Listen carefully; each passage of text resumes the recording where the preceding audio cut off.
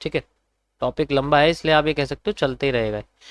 Okay, सो पहले इसको समझते हैं कि ये क्या बना रही है अभी फिलहाल के लिए। ठीक है, अभी ये अपने आप को डाउन साइड लेके आ रही है और फिलहाल के लिए सब कुछ तोड़ ताड़ के नीचे आ रही है, इसमें कोई दो राय नहीं है कि इसने सब कुछ अपना तोड़ दिया। ठीक है, अब ये कब उठेगी, मैं एसएमसी नहीं यूज कर रहा, नहीं कर रहा मैं एसएमसी, कोई बात नहीं। यहां पर मैं एक कर्व लाइन यूज कर रहा हूं एंड मैं इस कर्व लाइन को कनेक्ट कर रहा हूं कुछ पॉइंट्स के साथ। आप देख सकते हो मैंने इसे कनेक्ट करा है उन पैटर्न्स के साथ जिसके अंदर एक बड़ी ग्रीन कैंडल है और एक छोटी रेड कैंडल है, यानी कि आसान भाषा में बात करूं तो एक इनवर्स बुलिश एनगल्फिंग हमारे सामने बनी हुई है, जिसे हम लोग बेयरिश एनगल्फिंग भी कह सकते हैं। दिस इज ने inverse bearish engulfing, inverse bearish engulfing आप देख सकते हो, ये रही एंड ये रही लास्ट में हमारे सामने इनवर्स बेयरिश एनगल्फिंग। ये थोड़ी थोड़ी बुलिश हैरामी की तरह लग रही है, बट फिलहाल के लिए इस मार्केट में कभी बुलिश हैरामी नहीं बन सकती, ऑलरेडी आपको बता चुका हूँ कई बार। ठीक है,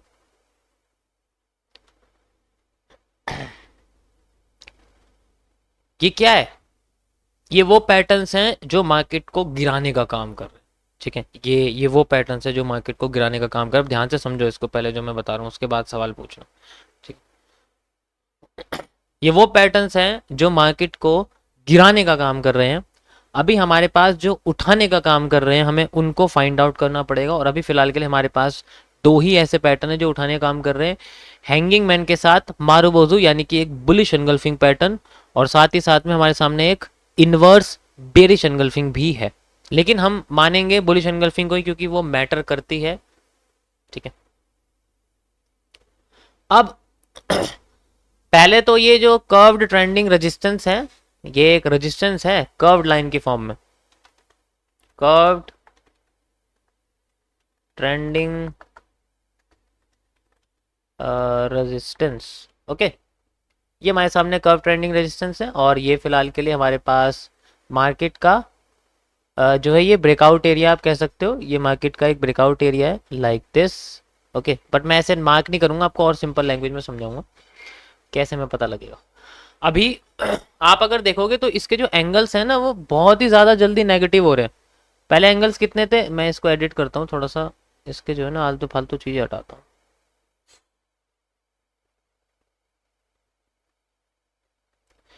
3 डिग्री माइनस में था आप देख सकते हो, उसके बाद इसके एंगल एकदम जो है 22 डिग्री, यानी कि कितनी जल्दी नेगेटिव हो गई, एकदम मार्केट अपने आप को नीचे गिरा के आ गई है ना, एकदम गिरा रही है। लेकिन वो ऐसा भी नहीं है कि वो डायरेक्ट नीचे गिर रही है, वो क्या कर रही है, एक स्विंग, एक एलियट वेव जो होती है उसके तरीके से अपने आप को नीचे गिरा रही है, यानी कि zig zag curved decreasing angle को एंगल मूवमेंट दे रही है फिलहाल के। ओके, तो जैसे जैसे पैटर्न ये आते रहेंगे मैं कर्व लाइन को अटैच करता रहूंगा उनके साथ। ठीक है, और यही हमारे लिए ब्रेकआउट्स क्रिएट होते रहेंगे ऊपर की साइड मार्केट के जाने के लिए।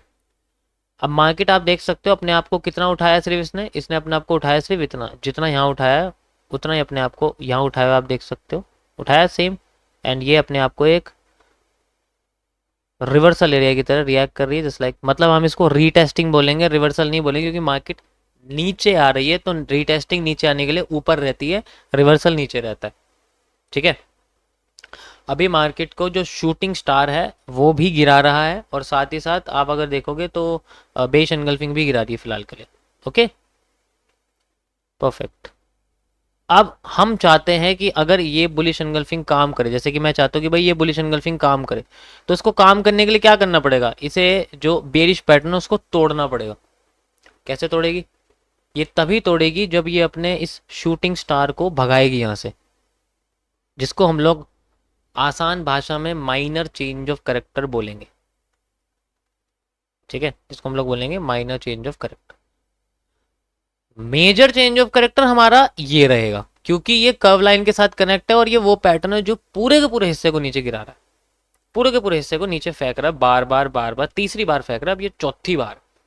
तो अगर हम चाहते हैं कि मार्केट के अंदर हमें मूवमेंट चाहिए बुलिश एनगल्फिंग की, तो हमें इस पैटर्न को तोड़ना पड़ेगा, जिसका मूव वैलिड रहेगा अप टू दिस एरिया। क्यों, पॉसिबिलिटी है, देखो ये चाहे तो अपना ये वाला मूव वापस ला सकती है, एग्रीगेट करके अपने आप को यहाँ से लेके यहाँ तक ला सकती है। ठीक है, ये हिस्सा पूरा रिक्रिएट कर सकती है अपना, यहाँ से अगर मैं इसको मेजर करूँ लाइक दिस। ठीक है, ऐसे कर सकती है ये। जस्ट लाइक यहाँ पर रीटेस्टिंग क्रिएट करी, ओके, और इसके बाद ही अपने आप को रिवर्स करने की कोशिश करे। तो रिवर्सल करते करते अगर माइनर चेंज ऑफ कैरेक्टर करती है तो ये फिर अपना जो है ना ये वाला ट्रेंड तोड़ देगी। अगर ये करती करती इसको ब्रेक करती है तो अपना ये वाला ट्रेंड तोड़ देगी पूरा ट्रेंड। और छोटे ट्रेंड में फर्क होता है, बड़े ट्रेंड में और छोटे ट्रेंड में फर्क होता है। ओके ओके, समझ आया सभी को? मैं यूज कर रहा हूं BTC USD crypto TVC। Disclaimer बता देता हूं, मेरी स्ट्रीम पर कोई भी ट्रेडिंग नहीं करेगा, बाय सेल नहीं करेगा। अपने ब्रोकर की यहाँ तुम्हें कोई ज़रूरत नहीं है, दिमाग लेके बैठ जाओ, वही काफ़ी है। एक नोटबुक लेके बैठ सकते हो, जो बता रहा हूँ उसे नोट करके आप मल्टीपल टाइम रीटेस्ट कर सकते हो। इससे आपका टाइम, पैसा, सब कुछ बचेगा। और जब खुद से करोगे तो रिजल्ट भी पता लगेगा। मैं यहाँ नहीं, मैं यहाँ हाँ में हाँ मिला दोगे मेरी तो अकाउंट तो ग्रीन हो जाएगा, लाल भी हो सकता है, ठीक है। लेकिन तुम्हारा ध्यान नंबर्स पे नहीं जाएगा, कैंडल्स पे जाएगा, वो ज़्यादा इंपॉर्टेंट, ठीक।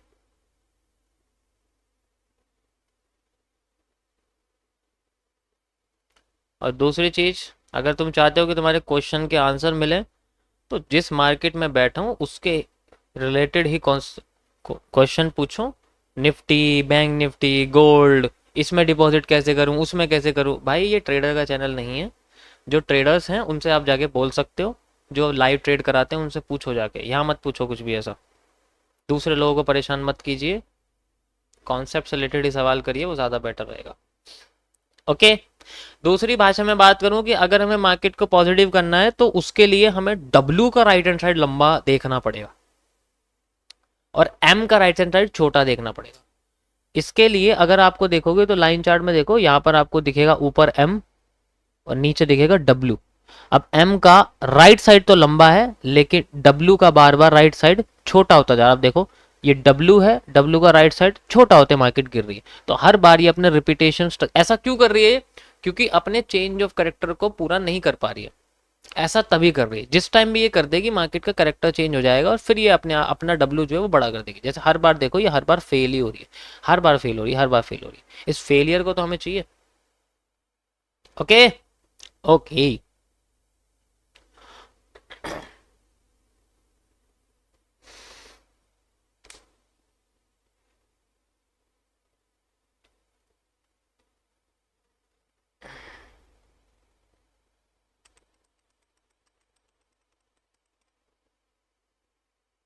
अब ये हाफ डिमांड जोन पर है अपने, जैसे मैंने पूरा लगाया हुआ है ना, वो 50% एरिया जो है उस ऊपर वाले का वो रीटेस्टिंग पर ही आ रहा है, तो मैंने अलग से उसको लगाया नहीं है। आप फुल डिमांड का हाफ लगा सकते हो अपने हिसाब से, ठीक है। मैं पूरा नहीं लगा रहा हूँ, मैंने लगाया नहीं क्योंकि फिर थोड़ा मैसी मैसी सा हो जाएगा, इसलिए मैंने लगाया नहीं, ठीक है। ओके, अभी देखो फिर W बन रहा है, चेंज ऑफ कैरेक्टर नहीं कराना है इसने अभी फिलहाल के लिए, रिवर्स करिए। उससे पहले ऐसे ही हर बार कर रही थी। तो अगर तुम्हें रिपीटिंग ऑफ स्ट्रक्चर्स अच्छी तरीके से याद होगी, जैसे कि ये देखो ये हिस्सा था, इसको ब्रेक नहीं करा, उससे पहले रिवर्स कर गई। ये W तो है ही, और क्या है, ऐसी तो कर रही है बार बार, और क्या कर रही है, ठीक है। यहाँ पर भी ऐसी कर रही है।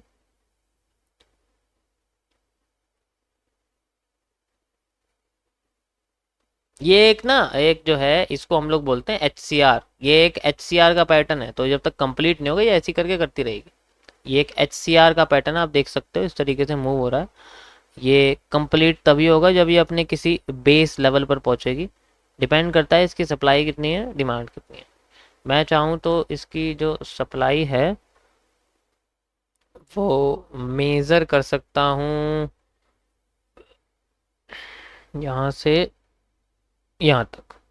ओके, ये मेरे पास टोटल सप्लाई है लाइक दिस। अगर मैं पूरी सप्लाई लेना चाहूँ जस्ट लाइक जो यहाँ से लेके यहाँ तक बैठती है, ये बैठती है इस रीजन तक।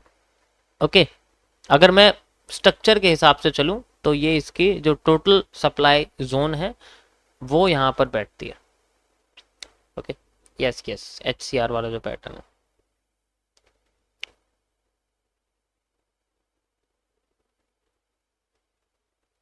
ओके, तो अभी जो ये हिस्सा है ना, ये पूरा का पूरा जो ना उसी जोन पे